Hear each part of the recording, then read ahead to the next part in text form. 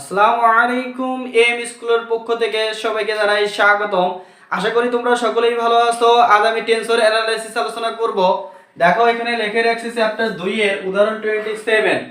তাহলে এটা তোমাদের খ নম্বরের জন্য খুবই ইম্পর্টেন্ট। দেখাও যে gi যে ডেল gi যে del x to the power k plus gi যে ডেল x i যে del x to the power k equal হচ্ছে 0। তাহলে এটা আমাদের প্রমাণ কিভাবে করব? তাহলে আমরা জানি gi যে gi কে সমান কোণিকা ডেল k যে। কোণিকা ডেল সম্পর্কে আমি আগের ক্লাসে আলোচনা করছি। দেখো এখানে যদি gi যে আর gi k আছে, তাহলে দেখো দুইটা ডামিং সূচক একই। তাহলে i আর i ডামিং সূচক কি হচ্ছে? একই রকম। এজন্য আমরা কি লিখতে পারি যে কোণিকা ডেল এখানে থাকতেছে k উপরে, এখানে থেকে j হচ্ছে নিচে। তাহলে এটা সমান আমরা কি লিখতে পারি? কোণিকা ডেল লিখতে পারি, k আর হচ্ছে j। এখন প্রশ্ন হচ্ছে এই কোণিকার ডেলকে আমরা কি 1 করব, তাহলে অবশ্যই k বা j যে কোনো একটা পরিবর্তন করব। যেহেতু প্রমাণে আমাদের i আর j আছে, তাহলে k এর অবস্থানে আমরা কি বসাবো? j বসাবো।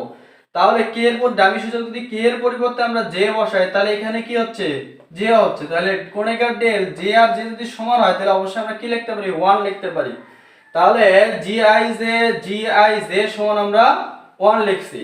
তারপরে যেহেতু এখানে ডেল ভাগ del x to the power k দ্বারা অন্তরীকরণ করা হয়েছে, এজন্য আমরা ডেল ভাগ del x to the power k দ্বারা আমরা কি করছি? অন্তরীকরণ করছি।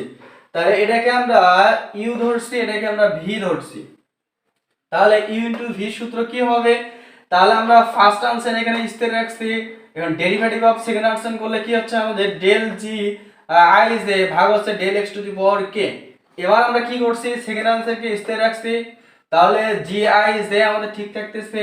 এখন আমরা ফার্স্ট আনসারকে যদি ডেরিভেটিভ করি, তাহলে ডেল gi যে ভাগ হচ্ছে del x to the power k equal কি হবে? 1 কে যদি আমরা del x to the power k এর সাপেক্ষে অন্তরীকরণ করি, তাহলে কি হয়ে যাবে? 0 হয়ে যাবে। তাহলে আশা করি তোমরা এই অঙ্কটা বুঝতে পারছো খুব ভালোভাবে। যারা বোঝো নাই অবশ্যই কমেন্ট বক্সে কমেন্ট করবা। আর আমার চ্যানেলটিকে যদি ভালো লেগে থাকে অবশ্যই লাইক, কমেন্ট এবং শেয়ার করবা। সকলকে অনেক ধন্যবাদ।